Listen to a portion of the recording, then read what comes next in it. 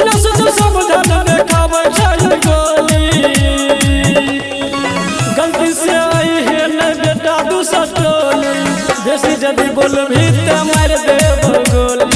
गलती से आई है न बेटा दूसर टोली, बेसी जदी बोलबी त मार देब गोली।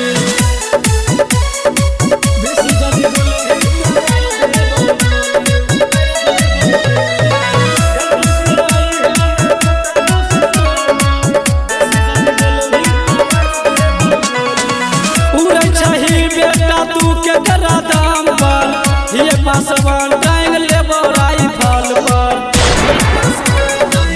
सिस्टम रहेगा जाने न चाही बेटा हमरो कहानी। एगो पासवान पर तो सब पर भारी,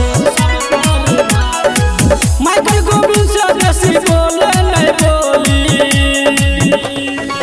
गलती से आई है न बेटा दूसर टोली, बेसी जदी बोलबी त मार दे